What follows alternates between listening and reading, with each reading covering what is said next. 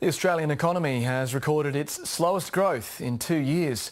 Treasurer Josh Frydenberg says confidence and the economy remain strong. But there are a few concerns, including another hit to the markets after a Wall Street sell-off. Finance correspondent Philip Lasker reports. Wall Street dived more than 3% as anxiety ruled. Investors fretted about the US economy slowing down and the US-China trade war continuing. The global outlook really does matter for Australia. So we are watching developments in those relationships, in that relationship between the US and China very closely. The Australian market followed suit, tumbling 0.8% to a near two-year low.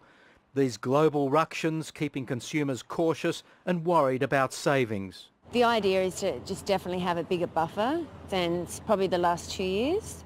The domestic economy has shifted down a gear, growing at just 0.3% during the last quarter, half the rate forecast.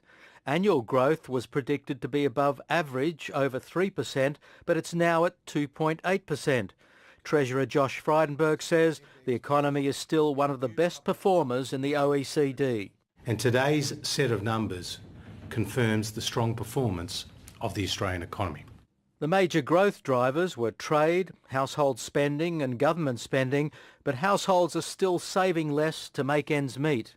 To be honest, I'm actually dipping into savings at the moment to be able to afford Christmas. I'm not randomly spending like I used to be able to buy something on a whim, but now I'm thinking twice about it. We've seen quite a lot of weakness, particularly in private new capital expenditure, business investment, and also households just aren't spending as much as we had hoped. One major positive is the pickup in wages growth.